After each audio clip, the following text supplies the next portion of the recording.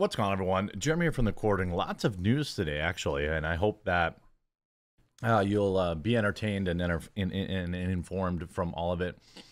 It's been an interesting week with the RNC convention and all of the stuff going on, but also an interesting week in the news, and it's kind of a dull time of year, but there's actually a lot of interesting, important stuff happening. And if you're enjoying my coverage and you haven't yet followed or subscribed, there's a button down below the video. I know you may have to create an account, but I put out 4 to 5 videos a day, and YouTube definitely buries them, so I hope that you'll subscribe today. Now, I talked about yesterday Jordan B. Peterson and his, in my opinion, unfair punishment, humiliation, attempted humiliation. I don't think he's humiliated, but the attempt to humiliate him by the governing body of his career, by those at his university, and many other things. Now, since then, he has put out a 40-minute video in which he describes his reaction to it, which, of course, I don't have to play for you because, I don't know, 1 million people have already watched it. And I don't think that there's anything that Jordan Peterson says in regards to free speech that any of us would disagree with it. I guess his anonymous troll demon stuff is something I don't agree with. But in principle, I definitely agree with Jordan Peterson on most of this stuff.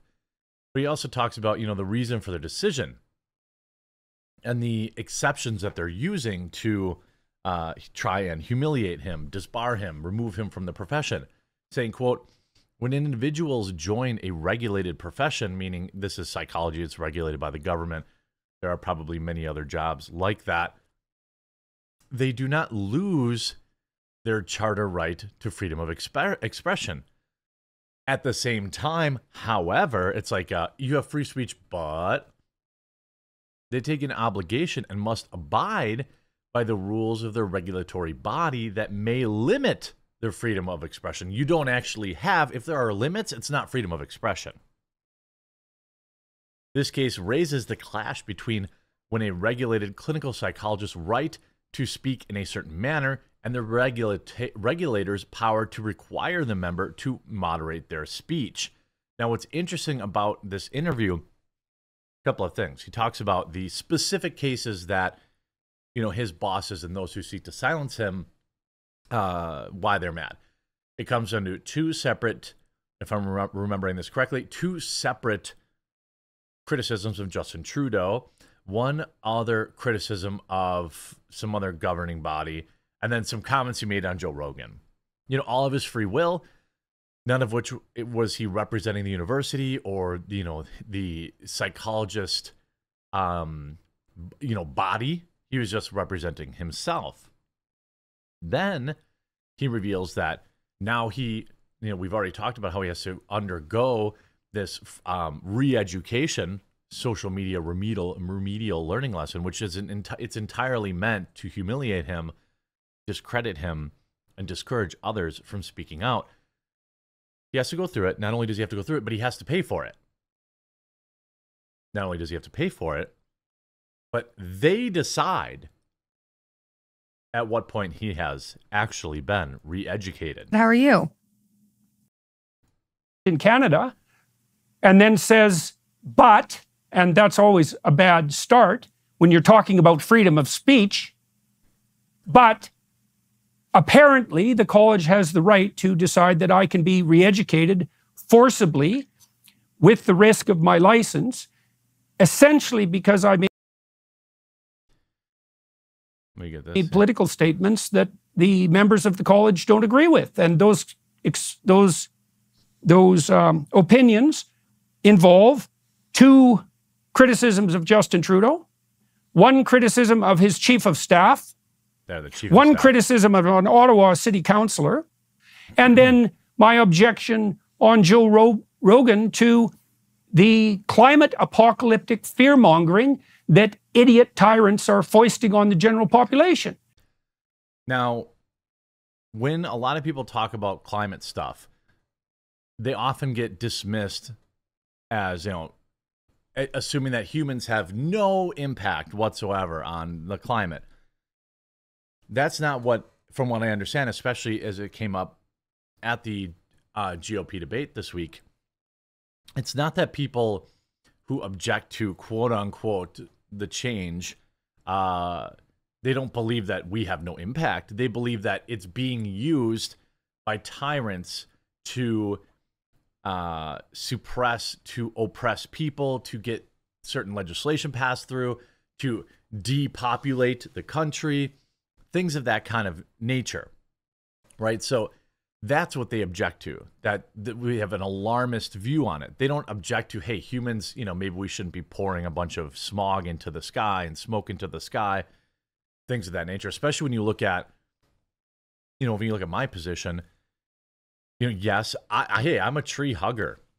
I don't like seeing people throw garbage out their window. I like to see people recycle, although there are people out there that would argue whether or not that's efficient or good or not. But I'm open to hearing all those things. But I think in general, most people, want a nice planet for themselves and for their future generations.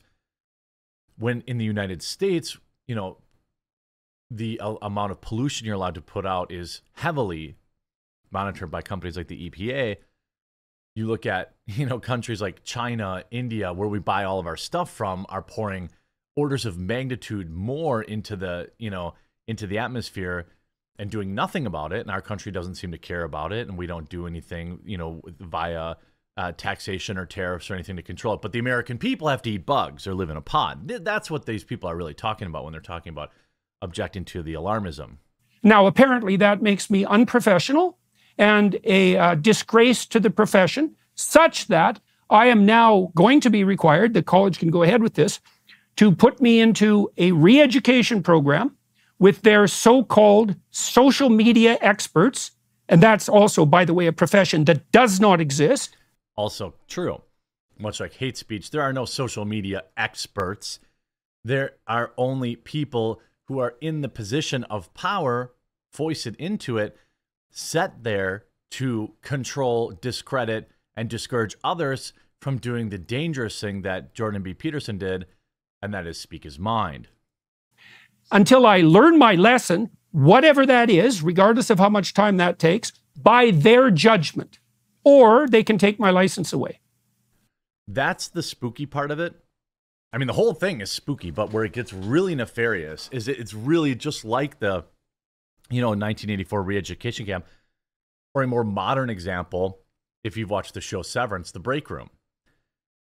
It's like you have to go through this, and then they have the sole discretion to say whether or not you've been re-educated, whether or not the program has worked, is also controlled by some leftist authoritarian whose job, again, is not to improve or actually help you in any way. Their job is to humiliate you, to get you to fall in line, to be the hammer that pounds the nail that sticks out.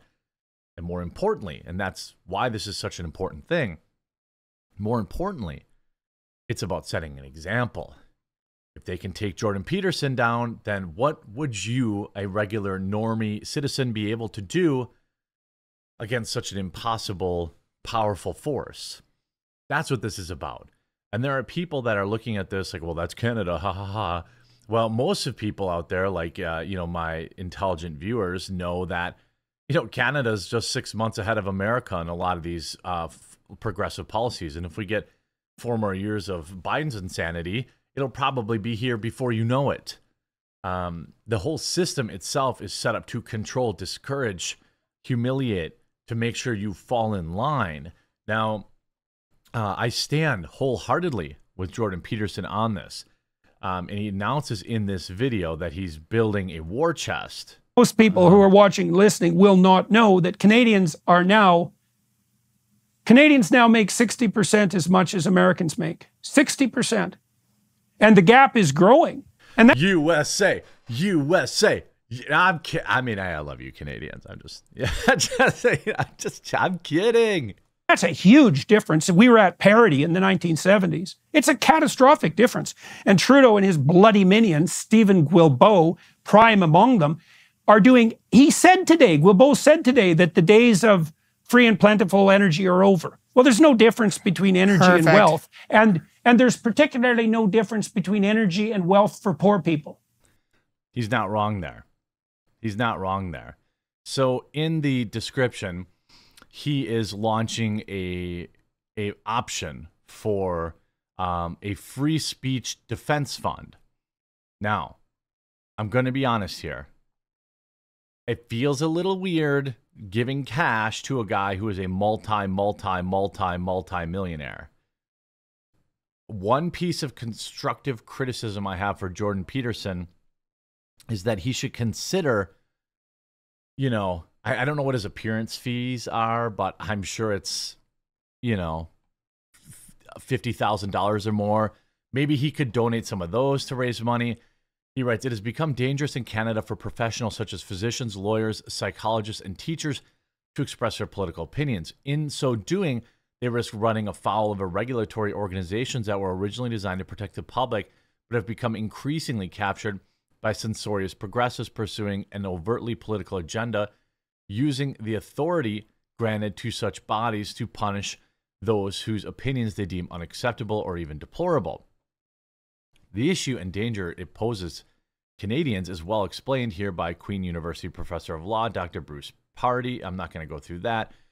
Now, after the court reading, I've therefore set up this campaign to ensure the funds I have in place to see this battle through without reservation to the Supreme Court of Canada, if need be, and need to help others who have found themselves in a similar predicament as the same. The second part of this, I'm for. I mean, as much as I dislike Ethan Klein, for example, I donated to the FUPA fund or his fight against, you know, for fair use because I believe in that. Now, I believe in this too, but I would rather pay some exorbitant amount of money, like $1,000 for a signed copy of Jordan's book than just throw $1,000 in it. That's just my opinion. However, the fact that if the fund has leftovers and goes to other people who needs help, that makes me feel a little bit better about it. If petty wannabe tyrants want to ensconce themselves safely and invisibly in the mid-level bureaucracies, the better to exercise power without responsibility. Know that those they target have the support and resources to fight back. They may well think twice about proceeding, and I agree with that. I don't know a better way to ensure how to protect people who dare express their opinions in Canada or anywhere else. Thank you for your time and attention.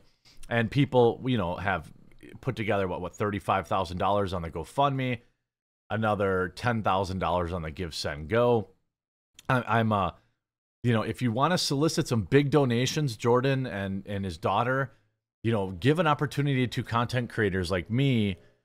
You know, I'll donate $5,000 right now if Jordan will come on my channel for a 10-minute interview, or I'll donate big money to buy signed copy of books, or I'll donate money to donate copies of his books to people who want them but can't afford them. I think they should expand the fundraising here and just be more effective that way.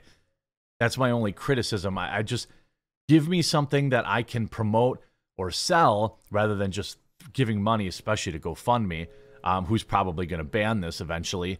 And I think you'll do better, but that's my only criticism. Otherwise, I wholeheartedly support Jordan Peterson in this fight, and he has my sword.